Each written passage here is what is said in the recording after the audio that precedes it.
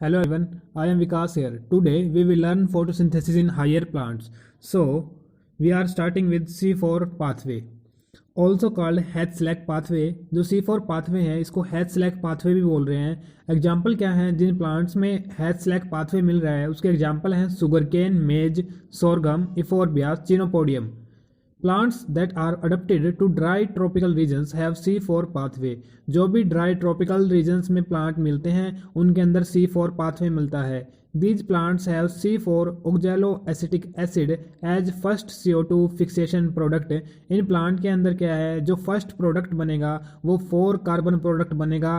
क्या बनेगा? ऑक्जेलो acetic acid, क्योंकि फर्स्ट प्रोडक्ट 4 कार्बन कंपाउंड है, 4 कार्बन है, इसलिए इसको C4 पाथवे बोल रहे हैं। So called C4 cycle. क्या बताया है? इन प्लांट्स में C4 पाथवे में जो पहला प्रोडक्ट बनेगा कार्बन की फिक्सेशन से वो 4 कार्बन का है और वो उसका नाम क्या होगा उस कंपाउंड का? ऑक्जेलो एसिटिक एसिड, इसलिए इसको क्या बोल रहे हैं? C4 पाथवे बोल रहे हैं। Adaptation in C4 plant to avoid photo respiration. जो C4 प्लांट हैं वो फोटो रेस्पिरेशन को अवॉइड करना चाहते हैं। उनके अंदर कुछ मैकेनिज्म्स हैं। जो C4 प्लांट हैं वो फोटो रेस्पिरेशन को शो नहीं करेंगे, उनमें कुछ अडेप्टेशंस हैं। वो क्या क्या अडेप्टेशंस हैं? इंपॉर्टेंट अडेप्टेशन है। सबसे पहले डाइमॉर्फिक क्लोरोप्लास्ट। जो क्लोरोप्लास्ट मिलेगा इनमें डाइमॉर्फिक मिलेगा। मतलब क्या है? क्लोरोप्लास्ट की 2 फॉर्म मिलेंगी जैसे डायग्राम में दिखाई दे रहा है। ग्रेनल और ए ग्रेनल क्लोरोप्लास्ट मिलेंगे। ग्रेनल क्लोरोप्लास्ट क्या होंगे? जिसके अंदर ग्रेना मिलेगा, यानी हम कह सकते हैं थाइलेकोइड प्रेजेंट है।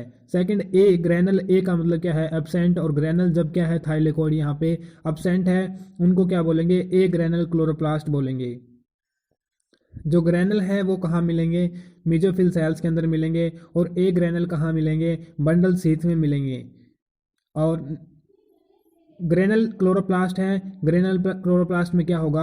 लाइट रिएक्शन होगी। और ए ग्रेनल क्लोरोप्लास्ट में क्या होगी? डार्क रिएक्शन होगी। क्योंकि जो लाइट रिएक्शन होती है वो कहाँ होती है? थाइलेकोइड मेम्ब्रेन में होती है। अब थाइलेकोइड ही नहीं है तो क्या है? वहाँ पे सिर्फ डार्क रिएक्शन होगी, यानी कि लाइट रिएक्शन नहीं हो सकती ए ग्रेनल क्लोरोप्लास्ट में, क्योंकि ए ग्रेनल क्लोरोप्लास्ट में थाइलेकोइड नहीं है। वहाँ सिर्फ क्या मिलेगी? डार्क रिएक्शन मिलेगी। और सिर्फ डार्क रिएक्शन मिल रही है तो जो O2 है O2 नहीं मिलेगी। और इसी को हमने रोकना है, फोटो रेस्पिरेशन को ही रोकना है। यानी ए ग्रेनल में कैसे रोका जाता है? ए ग्रेनल मैकेनिज्म से। उनके अंदर थाइलेकोइड नहीं है, थाइलेकोइड नहीं है तो हाइड्रोलाइसिस ऑफ वाटर नहीं होगा। अगर हाइड्रोलाइसिस ऑफ वाटर नहीं आएगा तो ऑक्सीजन रिलीज नहीं होगा।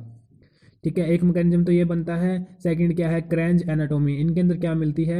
When bundle sheath cells are arranged wreath like. जो बंडल शीथ की सेल्स हैं वो रैथ लाइक अरेंज है, बेल्ट की तरह अरेंज है और थिक है। बंडल शीथ सेल्स में form several layers around vascular bundle and have thick walls to make the impervious to gases exchange. और क्या है? वो गैसेस को अंदर नहीं आने देंगी, थिक होंगी उनकी वाल और गैसेस को, ताकि मेन पर्पज क्या है? ऑक्सीजन को रोकना है। तो अब साथ के साथ CO2 भी रुकेगी, क्योंकि गैसेस तो CO2 भी एक गैस है। तो उसके लिए क्या करना पड़ेगा? इनको उस CO2 को डिफरेंट फॉर्म में लेना पड़ेगा। The primary CO2 acceptor is a 3 carbon molecule PEP present in the mesophyll cell. जो पहला एक्सेप्टर होगा कार्बन का वो क्या होगा? PEP होगा, जो कहाँ प्रेजेंट होता है? मेसोफिल सेल के अंदर प्रेजेंट होगा। The enzyme responsible for the fixation is PEP carboxylase.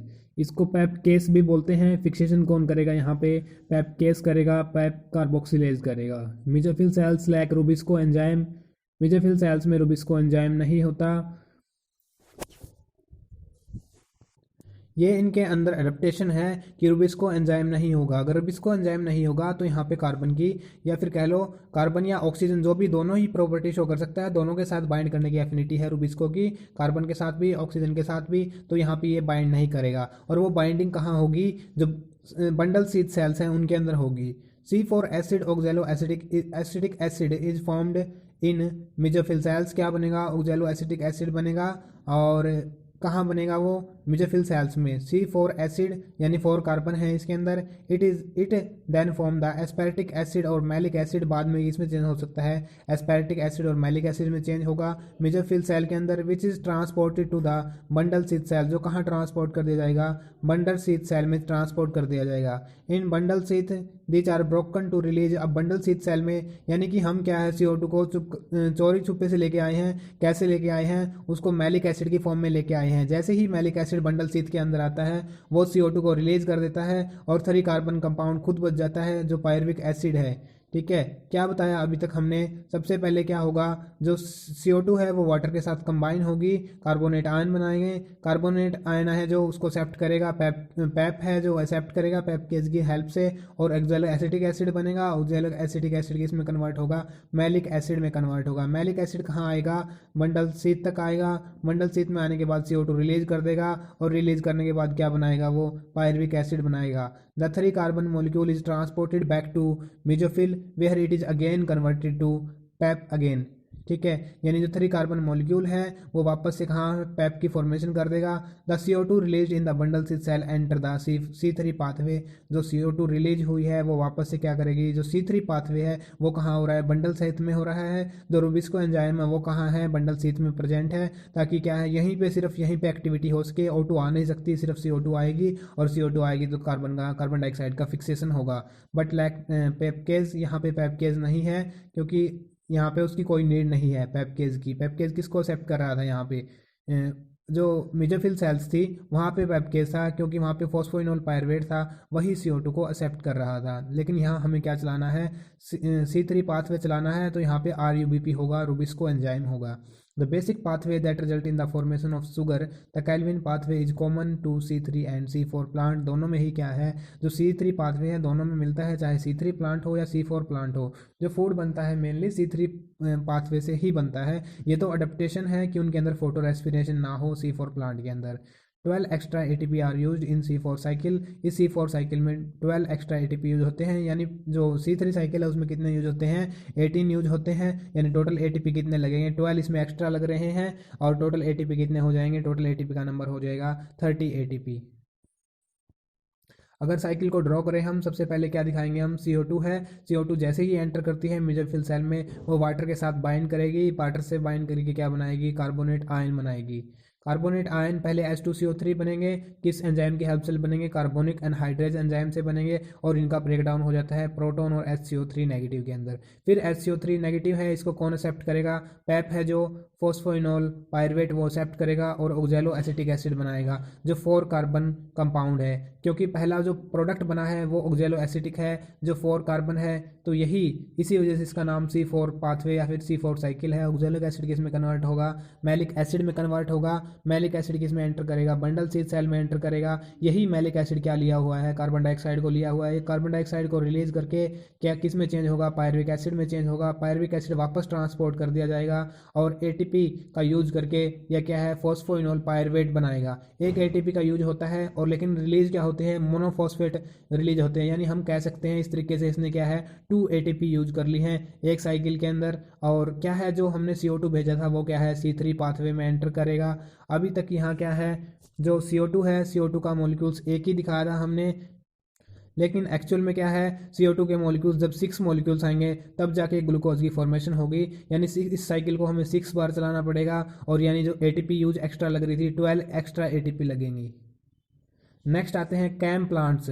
Cam plants हैं, कैम का मतलब क्या है, क्रैसुलेशन एसिड मेटाबॉलिज्म। इसके अंदर एग्जांपल क्या क्या आते हैं, जो सकुलेंट्स हैं और जीरोफाइट्स हैं, जो बहुत ही ड्राई हैबिटेट के अंदर मिलते हैं। यानी मेनली जीरोफाइट्स और सकुलेंट इसके अंदर आते हैं, और कुछ मेंबर्स इफोरबिएसी के भी इसी के अंदर आते हैं। जीरोफाइट्स में हम कैक्टस का एग्जाम्पल ले सकते हैं। इन्होंने क्या हुआ है, कैम प्लांट्स ने क्या किया है, इनमें चाहे फोटो रेस्पिरेशन हो या ना हो, इन्हें कोई मतलब नहीं है। इन्हें सिर्फ ये देखना है कि दिन के टाइम पे इनका वाटर का लॉस नहीं होना चाहिए। तो इन्होंने ऐसा अडेप्टेशन बनाया हुआ है कि इनके जो स्टोमेटा है, सनकन स्टोमेटा होते हैं, और स्टोमेटा क्या है, रात के टाइम पे ओपन होंगे, दिन के टाइम पे क्लोज रहेंगे। ऐसे स्टोमेटा को क्या बोलते हैं, स्कोटो एक्टिव स्टोमेटा बोलते हैं। और इन्होंने अपनी क्लोजिंग और ओपनिंग की टाइम चेंज की हुई है। Stomata open during night, close during day, such stomata are called scoto active stomata. These are sunken stomata. और इनके जो स्टोमेटा होते हैं वो भी कैसे होते हैं, सनकन स्टोमेटा होते हैं। यानी वो डिप्रेशन में प्रेजेंट होंगे, ऐसे डायरेक्टली एपिडर्मिस है उसके ऊपर नहीं होंगे। यानी डिप्रेशन के अंदर जब स्टोमेटा प्रेजेंट होते हैं उसको क्या बोलते हैं, सनकन स्टोमेटा बोलते हैं। ड्यूरिंग नाइट व्हेन स्टोमेटा और ओपन, अब क्या होगा, रात के टाइम पे स्टोमेटा ओपन होंगे, CO2 कंबाइन विद पैप। यहाँ भी वही पैप होगा जो फॉस्फोइनोल पायरुविक एसिड है, ये क्या करेगा, कार्बन डाइऑक्साइड को एक्सेप्ट करेगा, एक्सेप्ट करके वही 4 कार्बन कंपाउंड बनाएगा। ऑक्जेलो एसिटिक एसिड किसकी हेल्प से, पैप कार्बोक्सिलेज या फिर पैपकेज की हेल्प से ऑक्जेलिक एसिड किस में कन्वर्ट होगा, is converted to malic acid, वही मैलिक एसिड में कन्वर्ट होगा। यहाँ तक सेम स्टेप था। अब क्या होगा, ये कब की बातें हो रही हैं, जब स्टोमेटा ओपन है, यानी नाइट की बातें हो रही हैं। Malic acid produced in dark is stored in vacuole. अब मैलिक एसिड को कहाँ स्टोर कर लिया जाएगा, वैक्यूल के अंदर स्टोर कर लिया जाएगा। अब ड्यूरिंग डे टाइम पे क्या होंगे, स्टोमेटा को क्लोज रखेंगे। जो मैलिक एसिड क्या था, CO2 को लिया हुआ है, वो CO2 का आप दिन में वो क्या कर लेंगे, यूज कर लेंगे। ठीक है, during day the stomata are close, malic acid is converted to PEP with release of CO2। जैसे ही वो क्या है, मैलिक एसिड वापस से पैप में कन्वर्ट होगा और CO2 रिलीज करेगा। CO2 रिलीज होती है, एक्सेप्टेड बाय वही RUBP उसको एक्सेप्ट कर लेगा और कार्बोहाइड्रेट फिक्स कर देगा बाय C3 साइकिल। ये क्या है, कैम प्लांट्स कहलाते हैं और ये साइकिल चल रहा है, इसको कैम साइकिल बोलते हैं। तो देखो इसमें स्टार्टिंग अगर डायग्राम देखें तो ड्यूरिंग नाइट क्या होगा, स्टोमेटा ओपन है। जैसे ही स्टोमेटा ओपन है तो CO2 एंटर करेगी, CO2 एंटर करेगी, वो वाटर के साथ कंबाइन होगी और क्या बनाएगी, H2CO3 बनाएगी। H2CO3 क्या करेगा, डिकम्पोज हो जाएगा कार्बोनेट आयन के अंदर, HCO3 नेगेटिव के अंदर और H पॉजिटिव के अंदर। HCO3 क्या है, इसको एक्सेप्ट कौन करेगा, पैप है, इसको एक्सेप्ट करेगा with the help of enzyme PEPcase. क्या बनाएगा, ऑक्जेलो एसिटिक एसिड बनाएगा। और क्या है फिर, ये ऑक्जेलो एसिटिक एसिड है, ये जो रिड्यूसिंग पावर है उसका यूज करेगा NADPH2 का, और किस में कन्वर्ट होगा, मैलिक एसिड में कन्वर्ट होगा। और मैलिक एसिड कहाँ, ड्यूरिंग नाइट वैक्यूल्स के अंदर स्टोर कर लिया जाता है। ये सारी बातें नाइट की हो रही थी, यानी नाइट के टाइम पे क्या हुआ, वैक्यूल के अंदर मैलिक एसिड स्टोर कर लिया। अब जैसे ही डे टाइम आता है, स्टोमेटा क्लोज हो जाते हैं। जैसे ही स्टोमेटा क्लोज होंगे, लाइट रिएक्शन होगी, लाइट रिएक्शन में क्या बनेंगे, ATP और NADPH बनेंगे, यानी CO2 इसने पहले ही स्टोर कर रखी है मैलिक एसिड के अंदर। मैलिक एसिड क्या होगा, वापस से जो पहले इन्होंने रिड्यूसिंग पावर यूज की थी NADPH2, अब वही क्या है, वापस से यानी NADP का यूज करके वापस से जो रिड्यूसिंग पावर थी वो रिलीज कर देते हैं NADPH2। और क्या बनेगा, पैप बनेगा, जो 3 कार्बन कंपाउंड है। और क्या, जो साथ में रिलीज क्या करेगा, CO2 रिलीज करेगा।